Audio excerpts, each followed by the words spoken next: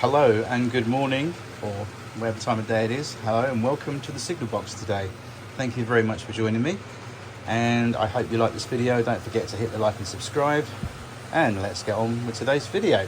So as you can see, we've got Seagull, which is the tender drive vintage Hornby model, running around the railway today. It's got a couple of Gresley coaches behind it, which match its 1938 garter blue livery and running condition,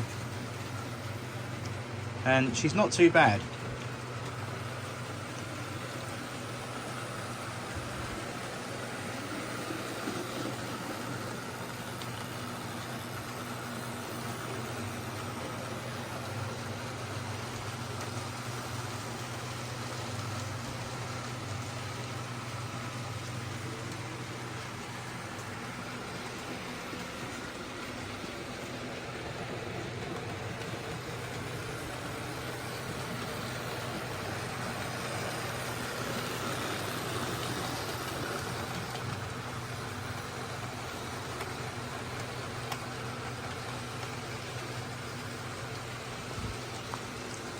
I'll just bring her to a stop over in the station over there, I think. Alright, so now I'll just explain a few things a little bit about this model. Actually, I'll bring it round, it's easier to explain as opposed to leaving it static over there.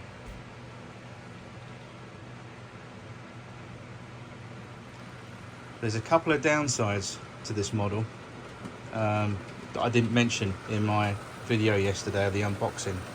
I knew very well and full well what possibly would go wrong, or what could happen with this model. Right, now you can see that from the previous clip there just a few seconds ago that, you know, she runs around, but I have to run around this way, which is rather annoying because I don't like running my trains in wrong direction, obviously, unless it's for a reason like the real railway, but normally they run right to left. So I can't run this locomotive the other way around, so it's running that way, because simple reason of these points here. Now, as mentioned last video, this is the problem. The plastic inseal frog bit round here on these points, and obviously around here. It's even worse on these diamonds. Obviously 1, 2, 3, 4 pieces of plastic that create a lot of problem in terms of what happens is when the wheel should have an electrical contact or continuity with the rails to pick up and return and go to the motor and return the whole thing back through the other side of the rails. In easy explained terms, every time the wheel goes over this plastic bit on my points, it stalls because there's no proper electrical contact pickup. There's not enough, and it basically drops into that gap and momentarily stalls, or just comes to a dead stop. Most of my other locos that I've got in my collection, my modern ones, my modern Bachmann and Hornby ones, they have no problems crawling over that at all. But for some reason, the older Margate made models, the tender drive models, and the little A4Os that they continue to make, and even some 06A models I've got, some tank engines, they have that problem. Now, I went out virtually on computer, and I got some liquid electrical conductive paint, as mentioned. I did apply some this morning on here, and what I found is, sadly, with this paint stuff, that it's very, very, very flimsy.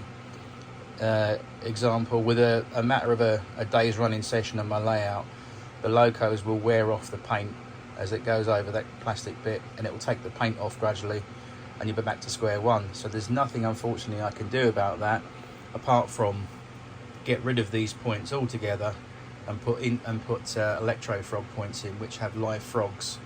But there's a little bit of a wiring job involved in that. It's a little bit fiddly, and I can't be bothered, to be honest with you. The next layout I do build, hopefully I will build it on the layout in the future, definitely. This layout, by the way, guys, although it's been here with me now for about, what, 2 years, I'm very pleased with the results, and I know you guys like it at home because you're telling me. But sadly, I think I'm going to have to move house next year because to be honest with you, this little flat we're living in as a family, there's 3 of us, and it's really super cramped.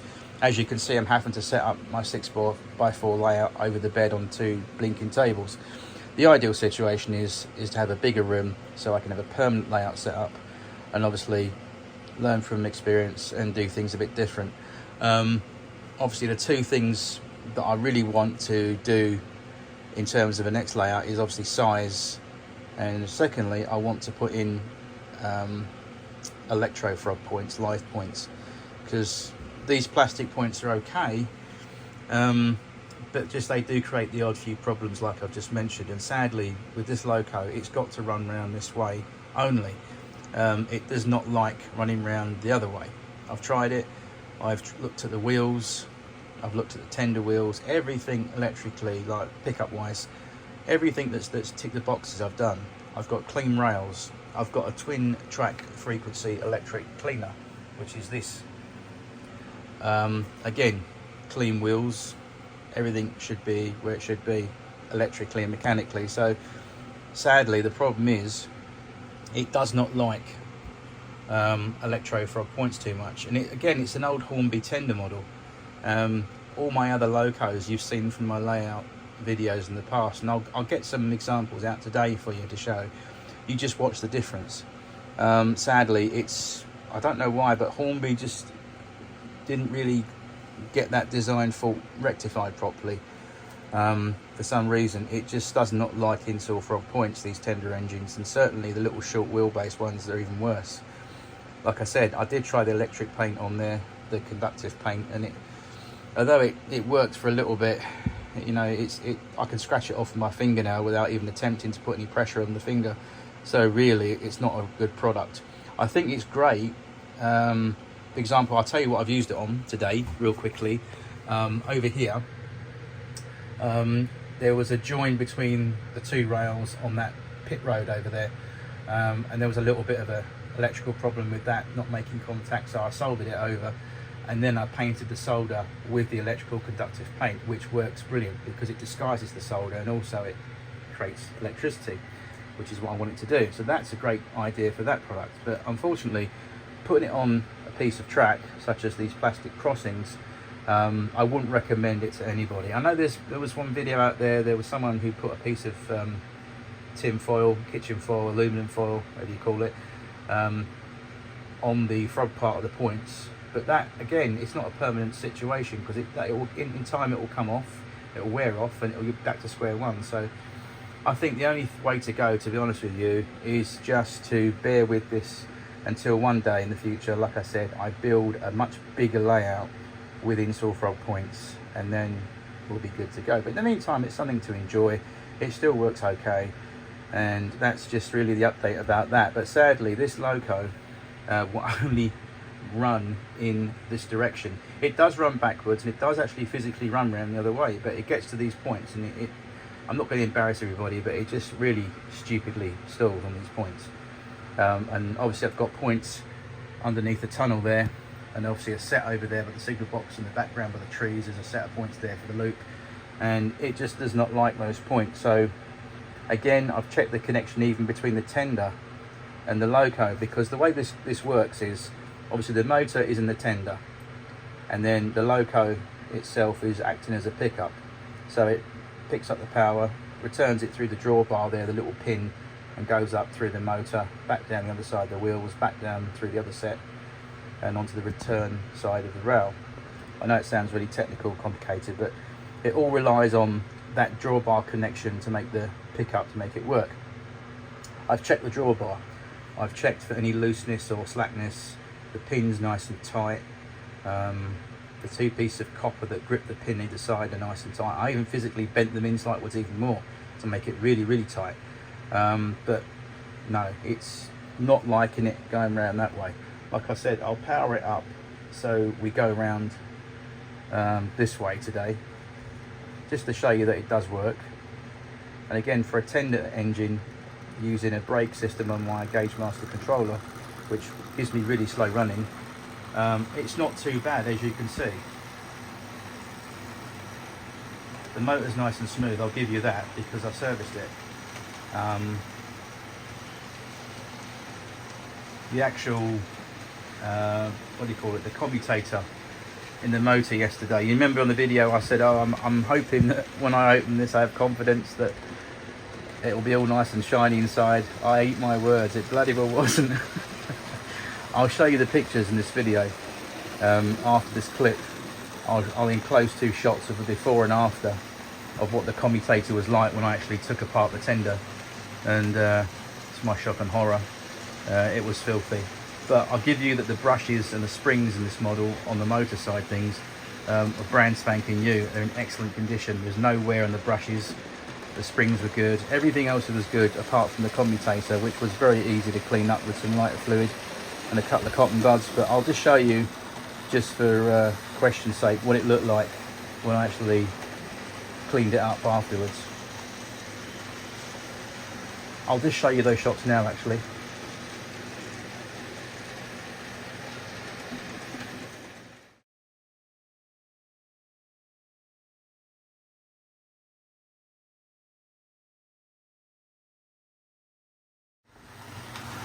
Right, okay, so you can see there from those 2 clips that the commutator was pretty gunky, but I cleaned it all up, as you can see in that after shot, and this is the result. It's got a good motor, this one, and it's had virtually little use. All that gunk there that you saw on the commutator was a result of the chap that sold it to me. Had hardly run it, but it had been sat in storage for ages and ages and ages. I can tell you that it hadn't had much use because the brushes were brand new and are brand new. They've got no wear on them whatsoever. Sometimes when you get these models off eBay, what you'll find is on the tender drive models that the brushes will be quite worn or reasonably worn down. Worst case scenario, they've actually gone. But the ones in this tender here going around now, they're actually brand new and the springs are brilliant. So there's 2 little copper springs, very tiny springs that you'll see in that previous shot. You might have caught it just off camera. Tiny little springs with the carbon brushes on the end. Well, they were actually, as I said, brand new, so that was all good. So yeah, as you can hear as well, that's quite a smooth motor, and that's only because not only did I clean the commutator, but as I said in my previous video yesterday, all the gears, the bearings, the axles, everything was dry as a bone. So a nice little bit of lubrication with some oil and some hobby lube, and that sorted that out, as you can hear. So the only sad fact is that she has to run around this way on my railway, but at least it runs, you know. I've got it in my collection. It's one that I haven't got, as mentioned, and now I can run it, so that's good. Anyway, I want to bring your eyes down to my little table here just for a second. I want to show you something. So this is Mallard, which is the sister engine of Seagull, which is up there. So obviously this is a Hornby railroad model, though it technically is, but technically isn't. This is the nice Mallard. It isn't the mega expensive one that's currently out there from Hornby, the one that's about £220 something. This one was, I think I paid about £180 for this back in the day. I got it from Argos as part of the Hornby Legends collection, and it's a limited edition. And this is a better model, believe it or not, and I'll talk you around quickly why. This model here, I have no problems with speed or direction with on my railway. It's an absolutely outstanding performer, and I'll tell you why. Firstly, it's a loco drive model. The motor is in here, not in the tender. And then obviously with a loco drive model, you've got obviously the motor's in here, but really quickly you've got pickups on all of these wheels, copper pickups there. You can see one protruding there actually, but all those 6 wheels have all got pickups on, so they pick up. And the tender connection, the pin where the pin goes, you've got obviously an extra wire there because it's got pickups for both sides, so you've got 2 prongs on top, an isolated bit between them that sandwiches them, so there's not an electrical circuit. There's a piece of insulation material between the 2 of them, and then underneath you've got a pair of copper prongs with an additional wire that goes to the other set of wheels and to the motor as well. So they both go to each side of the motor in this loco. Now on the tender side of things, again, this is why this model does not stall, because what they've done is just use the old tender drive system chassis, which is currently going around there. Where that tender is in that loco, the tender motor should I say, the motor's not in here but obviously in that loco. But what they've done is they've put pickup wipers on those wheels there. Apart from the trailing wheel on the end, all those 6 wheels have got wipers on, or at least I think 4 of them have. Yeah, the one in the middle is just a wheel that just goes round by itself, as these do, but this is a loosey-goosey wheel. It does nothing. It's just onto a little pivot that just holds it in. No, it's an axle. I beg your pardon. There is an axle there, but I don't think there's a pickup wiper on that one for some reason. But I know definitely that axle and that axle has got pickups either side. So that has got at least a fighting chance with those pickups on there, which is brilliant. So that's got pickups, and like I said, it makes a really good runner. This is actually a really excellent model. This is the one that I actually custom finished. I actually put a little bit of about 2 or 3 coats of Humbrol clear varnish product on this to give it a glossy finish. And also the cab, I added the full plate there between the tender and the loco. I added that bit of full plate there. I also painted the bucket seats the proper LNER red, or Indian red, as close to. This one has bucket seats. That model up there going round does not have bucket seats, and it doesn't have the pickups, and it does not have the reliability that loco I just showed you there has. It's an old model, again 1983, as I mentioned yesterday. This was manufactured in 1983, whereas this was manufactured in the sort of early to mid 2000s. So you've got a much more reliable model. They've used the same tooling, as you can see from the body shell. Just by comparison, it's the same. They've just basically used the same body shell, but just altered the thing mechanically and electrically, which is far more better. So I'll give them that. They've done a good job with that. But sadly, Seagull running around up there, she's only limited to running around this way. And with that tender drive system, you've got to be really more on it in terms of vigilance for cleaning and maintenance, because they tend to get more grubby and dirty quicker than they do, say, a loco drive. I always find that anyway. If you do a lot of running with it anyway, my layout only comes out once a week, so technically I do keep on top of my wheel cleaning and my loco maintenance as per practice. So, but anyway, I know I've waffled on and digressed a bit on the subject, but I just want to basically, in layman's terms, show you the difference between this model and the one downstairs on the table. This one I'll put on the layout now, and you can see the kind of response you get out of it compared to that tender drive model. Okay, so we've got Mallard on the track next to the sister loco, which is Seagull. Seagull being the one closer to the level crossing my side. I've just actually noticed something, and I'm not sure if you're picking this up at home, but Seagull, the body colour, the garter blue finish, is a lighter shade compared to Mallard, which is a darker shade of garter blue. Both are garter blue in colour. That's the paint job that Hornby put on them, which is correct. But Seagull being the lighter finish, it's got nothing to do with the varnish coat that I gave Mallard. It's just the actual paint shade, bearing in mind that, again, Seagull was made on the 15th of March 1983, whereas Mallard over there was made in the sort of mid 2000s. But as you can, just a very quick comparison shot. They've used the same tooling, as you can see. There's not much difference there, but the only difference is performance. Now I'll show you. This is Mallard, which is the more modern loco drive version of the A4.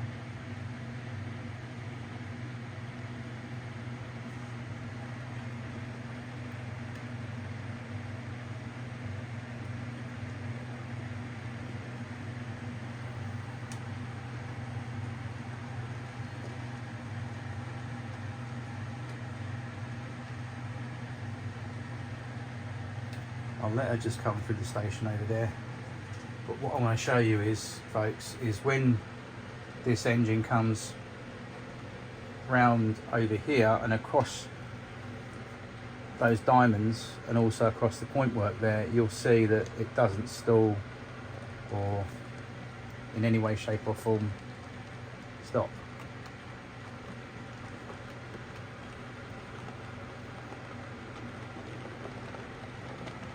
Look at that.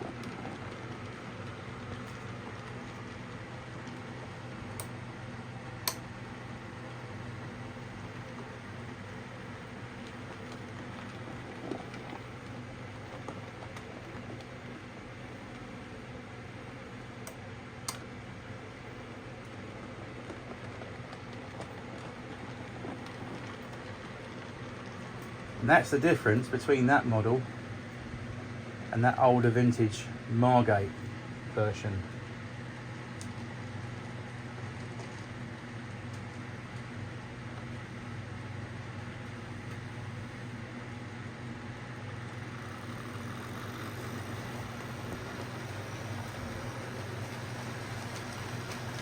I think also the old Ringfield type motor and the tender there tends to draw a bit more ampage compared to the modern motor that's inside this one.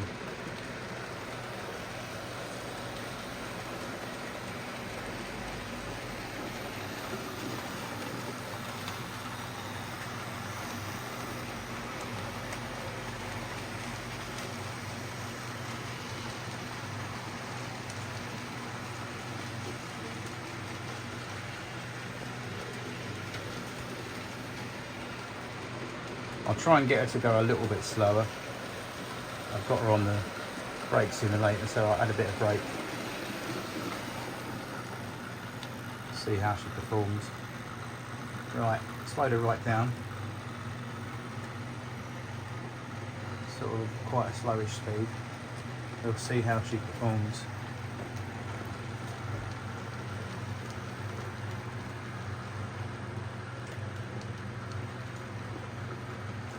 Yeah, not too bad. Not too bad at all.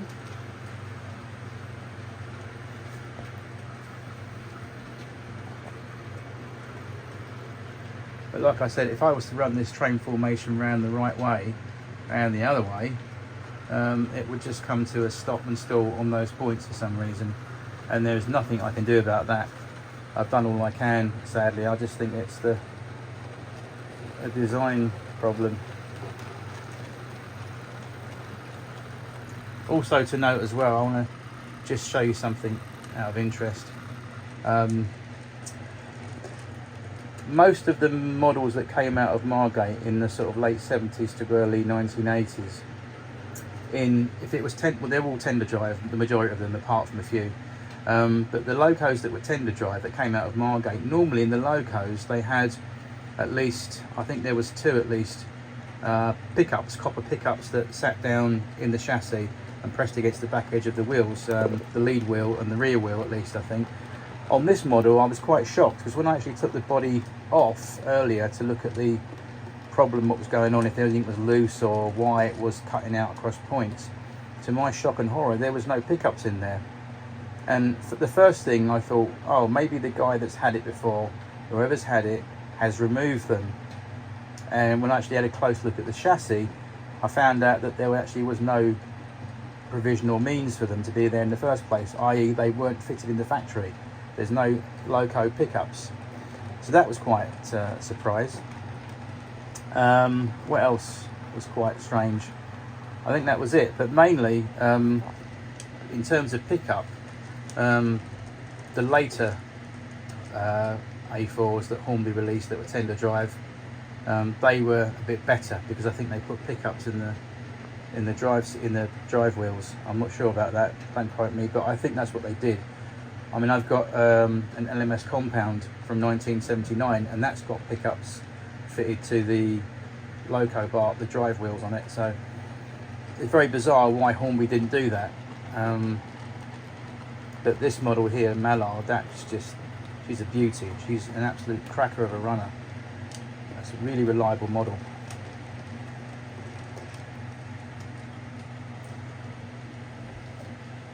It's also a very unique model as well, because I'll tell you why.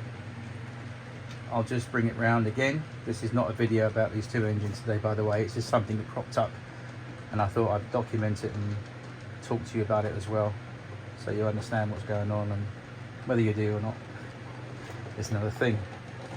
Right, let me just bring this up alongside. I'll show you something. Bosh him there. Right, okay, so if you look above that shot there from overhead, you'll spot the difference. Seagull has a corridor tender, which is the L-shaped bit of moulding there on the back of the tender from the top, which is the corridor for the crew to change mid-journey. And on Mallard, there's no corridor tender. And I think that that is the original correct tender.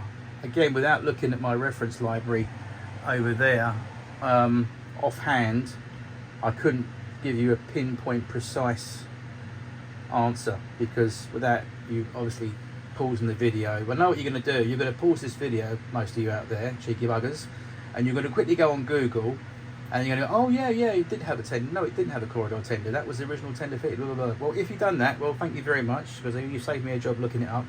But I just wanted to point out live on camera that there's a difference there between the one having the corridor tender and Mallard doesn't.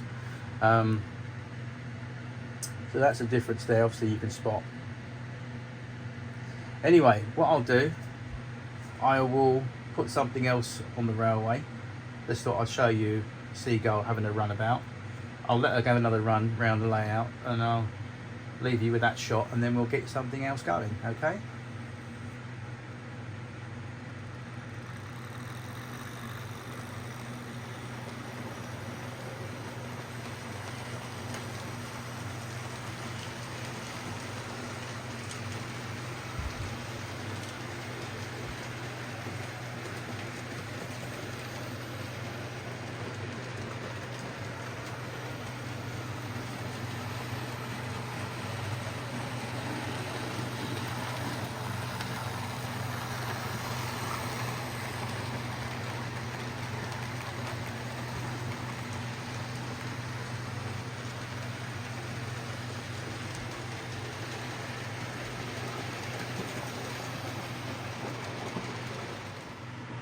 Okay, time is elapsing very fast, so I need to get on with running some trains today. As always with my railway, I get caught up in projects on Saturday. I intend to do some running, and then before you know it, I get so engrossed in one project, the time just literally flies by. So I'm going to get going and get some trains running for you guys. What did I get caught up in this week? Oh well, here's our old friend Merlin. The one that I just keep going back to and adding bits and pieces to it and weathering more and adding bits. So now what I've done, I've added a tarpaulin over the cab to the tender.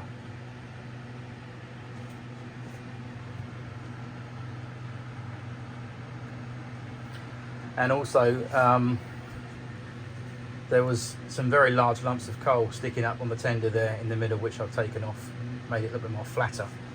I think it's better as well. But the tarpaulin, I think looks pretty good. And how did I do that? A simple piece of black plastic sack, the kind that you use for waste, household waste. Don't worry, it was clean. And all I've done was simply cut it to size and folded it over at the edge to make it a bit more neater. And it's the right colour as well, so a bit of further weathering, and it looks pretty good. I'm happy with that, definitely. And the reason you can use the black sack as opposed to anything stiffer is because you've got to remember that your tender loco goes around curves, obviously, and it needs to have flexibility between the cab and the tender. Anything attached to the cab and the tender that's going to restrict that will cause derailments. Whereas this is nice and flexible because it's a plastic bag technically, and it gives more flexibility, and I'll demonstrate that. So let's get Merlin on the way.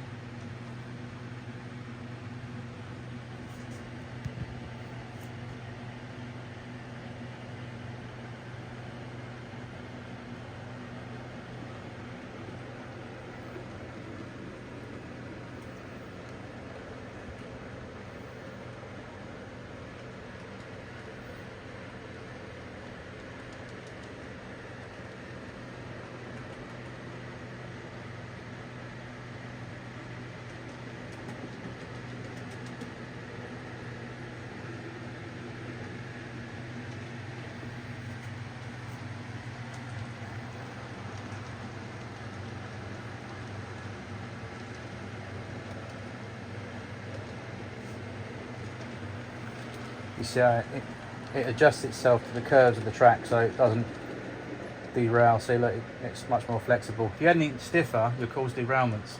Whereas, like I said, a piece of black plastic refuse sack material is ideal. It's the right colour and it does the job lovely. And it gives our footplate crew a little bit of protection from the elements, because it's absolutely chucking it down at the moment. I tell you what, I wish it bloody well was, because over in the UK we've got a heat wave at the moment. It's not very nice. So I wish it would rain. Anyway, there you go. A tarpaulin for Merlin. And you can do this actually, guys, quickly. You can do this for any of your tender locos at home. It's really easy to do. All you need is a very few fine dabs of super glue. Cut yourself and measure the size a piece of black sack material that you use for rubbish and stuff like that. Don't glue it in place until you've test fitted the size and how much you want on it. And then when you're happy, just tack it underneath the cab inside the roof, and then leave the tender side unglued. Do not glue it, otherwise your loco will derail. Brilliant. Okay, let's move on.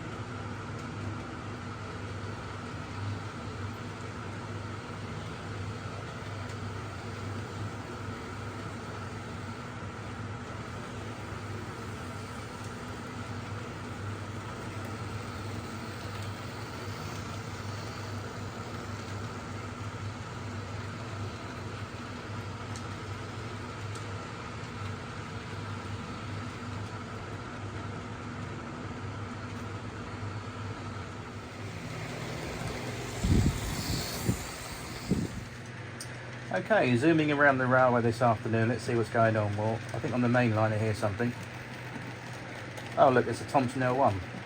And there goes the Thompson L1 with a small rake of suburban non-corridor second opens.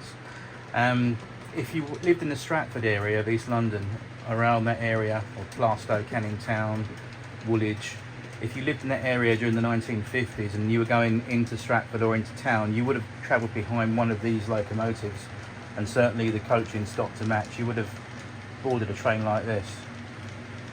And it's a real shame that they never preserved any of these Thompson L1s, because by December 1962 they were all parked up at Stratford and just waiting to be cut up and broken into pieces. Very, very sad, but a very, very handsome engine. And these easily outperform my Bachmann 4MT tank engine. And also they're darn sight easy to work on as well. But here she comes again, just past the windmill, past the farm, across the crossing.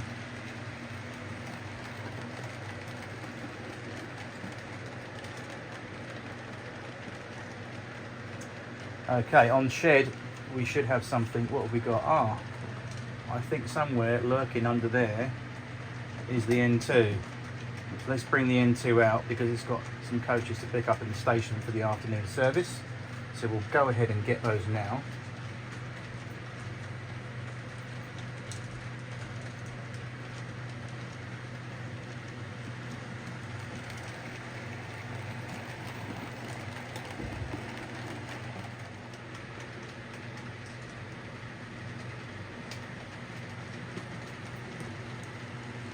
Very carefully across the crossing, and we'll just wait at the mainline front outlet for the signal.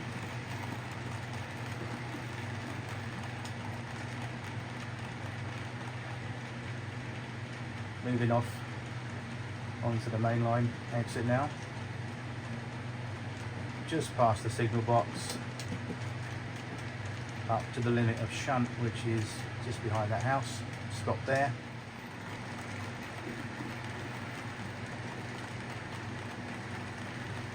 Okay, she's going to work back wrong line now, all the way to the station and go and get these coaches.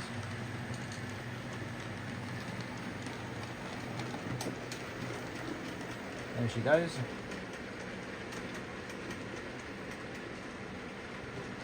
Through the tunnel. And then just dropping into the station, nice and easy. Just going to pick those coaches up. We have those. Right.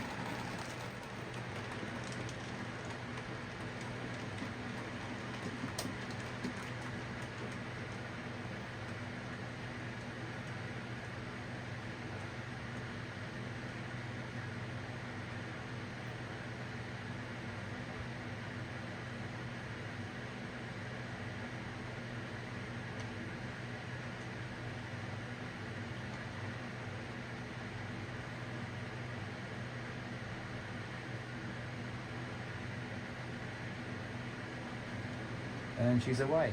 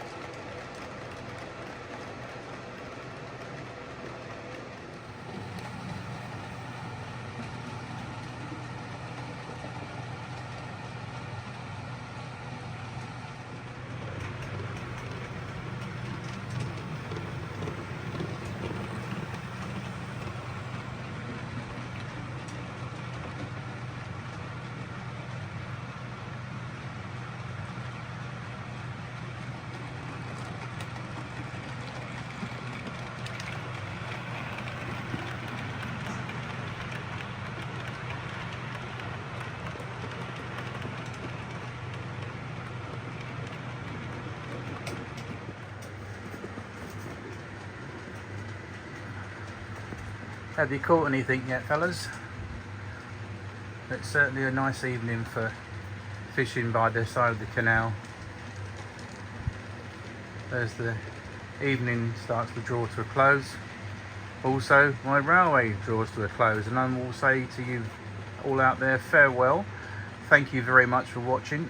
Don't forget to hit the like and subscribe button, and I will see you all certainly in the next episode of the Signal Box and my railway. Until then, take care and happy modelling, and thank you very much for watching today. See you soon. Goodbye.